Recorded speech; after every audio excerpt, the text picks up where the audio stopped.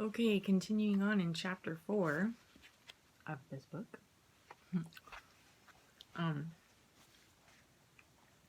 They found themselves in a large, high-ceilinged cavern, well lit by that same inexplicable yellow light that had lit up the room they had traveled in.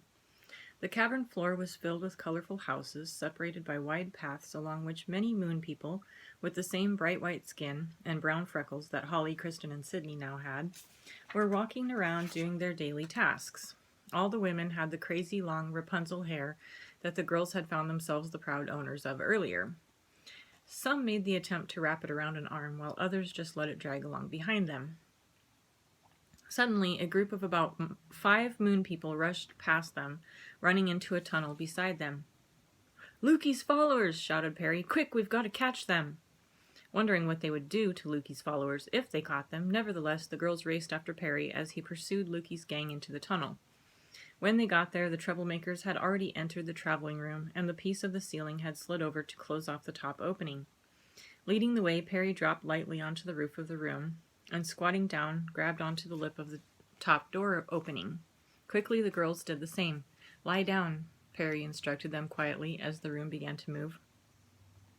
As they all lay down on the roof of the room first went down slowly, then started to move horizontally through the tube as it now led in a horizontal direction toward the next destination. The ceiling of the tube whizzed along above them, a little too close for comfort. After a while, the tunnel went sharply upwards, and they found themselves stuck to the roof of the room by the force of its upward momentum. "Who is this Luki?" Sydney soon asked Perry in a low voice, "and who are these people who follow him causing so much trouble?" "Luki is an enemy who hates all people everywhere," Perry answered just as quietly. "Because he hates their maker, who loves all people everywhere, Luki tries to cause him pain by destroying the people. Luki is such a wily schemer that he is able to convince a few people in every world to help him destroy their own people. He offers them the things that they covet in return for their help. In most worlds, there are only a few people selfish and heartless enough to listen to Luki, but he somehow manages to find them." After a while, the room slowed down, moved horizontally for a bit, and came to a stop at the end of the tunnel. Listening closely, they heard Luki's people dropping out of the traveling room. After a moment, the traveling room started to go back toward its starting point, but Perry put his hand on the door, whose edge they had been hanging onto, and the room stopped and the door opened. Perry dropped through, followed by the girls. The room slipped back into place at this end of the tunnel, and the bottom door slid open.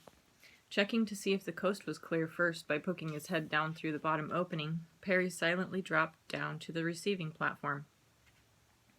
Quietly, with their hearts pounding, the girls followed him. They now found themselves in a large half-bubble, like the one they had seen at the beginning of this adventure, but instead of a park, this bubble held a mossy forest with enormous rocks and small caves. As they surveyed the quiet forest with its shrouds of moss hanging from the tree branches everywhere, Sydney suddenly felt a fear similar to what you feel when you realize that there's a wasp in the room but you don't know where. Except it was about 10 times worse because it was dangerous people they were dealing with here instead of a wasp. She looked over at Perry. He was calmly standing with his hands behind his back, staring at a particular spot in the forest as if he was seeing something that the rest of them could not see. "Okay, here's the plan," Perry said, pulling them all into a huddle.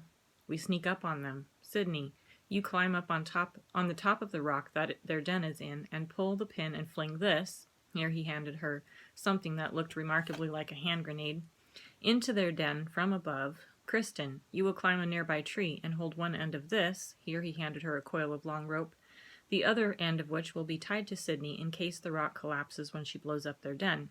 Holly, you will wait on the ground to catch Sydney when she gets pulled off the rock. Got it?"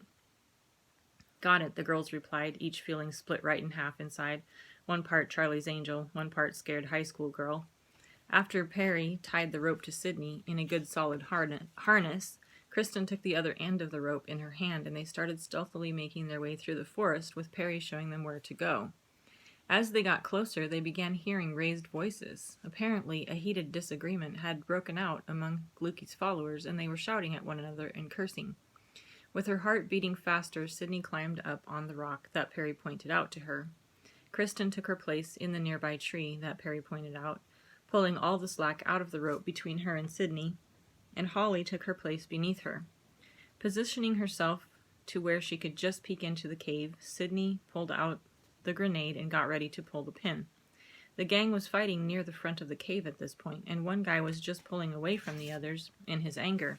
Quickly, Sydney pulled the pin and threw the grenade into the cave. A massive explosion shook the whole area where they were, and the rock was indeed collapsing into the cave. Kristen jerked at the rope, pulling Sydney off into Holly's arms as Holly braced herself for the impact. 4 of Luki's gang was crushed by the massive falling rock, but the one guy who had been pulling away was only thrown about 20 feet away by the blast. After he came to a rolling landing, he was so shocked and scared by the sudden and unexpected explosion that he leaped to his feet and began running towards a tunnel. "Oh, crud," Sydney said. "One got away." They all looked at Perry as if to say, "What now?" "I got this," Perry said. Suddenly he made a loud growly roar that sounded just like a mountain lion. The girls all started, and Sydney and Holly involuntarily leaped up into the branches of the tree that Kristen still sat in. Almost instantly, an albino mountain lion appeared at Perry's feet. After Perry whispered something in its ear, it took off like a shot after the escaped troublemaker. It didn't take long for the white mountain lion to catch up to and pounce on the fleeing gangster. The girls hid their faces, not wanting to see his gory end. "Come," said Perry, grabbing some clean containers that had been left outside the den, in which the gangsters had intended to grow mildew. "We have other work to do now." Leading them to a tunnel on the opposite end of the bubble, Perry dropped into the traveling room that they found there. The girls followed. "Let me do your hair again," Holly said to Kristen once they were settled in and moving. "I have another idea." "How can you think about hair at a time like this?" Kristen asked. Nevertheless, she sat in front of Holly to let her do her hair. "So, what are we doing now?" Sydney asked Perry. "We are going to find the substance that eats the mildew," Perry replied. After Holly had done all their hair again, they arrived at the next destination. Dropping out of the traveling room, they all looked around. This cavern was smaller than the previous one, and somewhat dimmer as well. In the center of this cavern was a deck that had been placed over a hole, on which was a sign that said, "Keep out." Perry walked straight to the deck and moved it aside. "That's where we're going?" Kristen asked, a bit unnerved by the warning sign. Perry smiled. "Don't worry," he said. "I'm going with you. Hand me the rope, please." Kristen handed him the coil of rope. He then showed them that they were going to rappel down into the hole, and they needed to watch where they were going because there was a deep shaft off to one side, but they needed to aim for the rock tunnel floor below. Tying one end of the rope to a nearby thick, solid stalagmite, he let the other end hang down to touch the tunnel floor that they were rappelling down to. He went down first, followed by Holly, Sydney, and finally Kristen. Soon they were walking along inside a tunnel of dirt and rock, with Perry lighting the way with some sort of glowing stone that he had. Suddenly they came upon a huge downward shaft that was as wide as the tunnel. A board about 10 inches wide was laid across right next to the tunnel wall as a bridge. "OMG," Holly moaned. "Not fun." Nevertheless, they each walked across very carefully. After more walking along in the tunnel, they came to a place where it had apparently caved in, but there was a small hole, just enough for one person to squeeze through. "Ugh," Sydney said, watching Perry slip through, but they followed him there too. Finally, they came to some water in the tunnel, where there was a small boat pushed up onto the dry ground. Perry motioned for them to get in, pushed the boat into the shallow water, and jumped in himself. He took one oar, motioned for Holly to grab the other oar, and they began rowing into the darkness. They could see by the light of Perry's stone, which he had handed to Sydney, that the tunnel had become a large cavern, and the water an underground lake. On the other side of this lake they saw a bluish glow coming from another tunnel. As they came into the tunnel, they saw that the walls were covered with this green-blue glow, rather like the glowworms of New Zealand caves, but these creatures were so tiny that they seemed better described as a substance rather than as creatures. Perry grabbed a container and began filling it with the green-blue glowing substance, carefully scraping it off of the walls of the tunnel into the container with his hands. The girls all followed his lead. When their buckets were full, they turned the boat around and headed back the way they had come. However, before they had gone very far, they saw a dim green light coming towards them in the dark. As it came closer, they could see a tall, slim figure, whose skin looked green in the light of his lamp, with jet-black hair, wearing a long black cloak, standing up in a small boat like their own. "Who's that?" Kristen whispered to Perry. "It's Luki," Perry replied, not taking his eyes off the stranger. "Oh my god, oh my god, oh my god," Holly whispered, starting to freak out. "Just keep your eyes on me," Perry said. "Don't forget that I'm with you." "So, ladies," Luki almost hissed in a nasal voice, "I see you have messed up my plans a bit." At the sound of his creepy voice, chills went up and down the girls' spines. Staring with wide eyes at Perry, they did not respond to Luki's greeting. "I'd like you to meet my little friend Ollie," he continued through clenched teeth. "He has a bone to pick with you."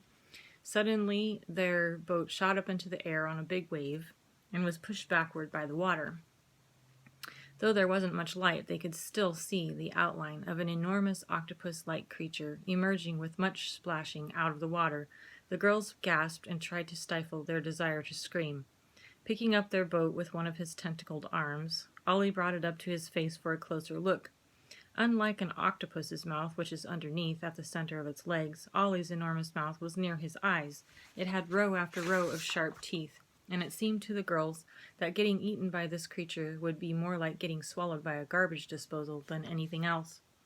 Terrified, they turned their eyes to Perry for one last look, but Perry calmly threw his bucket of the glowworm substance, right into one of the creature's eyes. As the creature roared in pain, Perry nodded for the girls to empty their buckets into its other eye and its mouth. After they had followed Perry's lead, the enormous creature lost control of its faculties, and the boat and the girls and Perry all went flying through the air, helter-skelter, landing here and there in the water. Apparently, the glowworm substance was eating Ollie's eyes and the inside of his mouth, causing the creature to feel a terrible burning sensation as it was losing its sight and gums. As Ollie thrashed around, the girls and Perry were thrown here and there, and sometimes were dunked by one of the creature's arms, but eventually the creature sank back into the depths from whence he had come, leaving them adrift in the dark, underground waters of the cave. Because they didn't know where Luki was, they were afraid to make too much noise, trying to find each other again. Looking around until they saw the dim green-blue light in the distance, they quietly swam towards it, hoping the others were doing the same. At the same time, they looked nervously around for any sign of Luki, while also hoping to find Perry. After Sydney had swum like this for a while, she suddenly noticed Perry's white light coming towards her. As it got closer, she saw that he had the boat back from wherever it had been thrown to. How, she didn't know, and also that the other girls were already with him in the boat. They brought the boat in close to Sydney and pulled her into it. Excuse me. "Where's Luki?" Sydney whispered to Perry. "He'll be back," Perry told her. "But when he does, remember that I'm here to help you. Don't be overly awed by his creepiness. Keep your focus on me." Again they went to the tunnel and filled their buckets with the glowworm substance. On their way back, they were once again confronted by Luki. "So, you have damaged my little friend," he hissed. "That wasn't very nice." As Luki lifted his gnarly old walking staff, which they really hadn't noticed before, the tip of it began to glow with the same green glow that his lamp had. Soon they heard high-pitched squeaks like what bats make, but much louder, and they saw in the dim light that a crowd of bats was indeed coming, enormous bats, though, that each looked big enough to carry a person off all by itself. The girls all looked at Perry with a fixed gaze. Perry took something out of his pocket that looked rather like his glowing rock and threw it right at Luki. There was a sudden sound like a small explosion, and when the girls looked to see what had happened, there was nothing left of Luki or his boat or his green lamp, but a little wisp of smoke drifting off the water.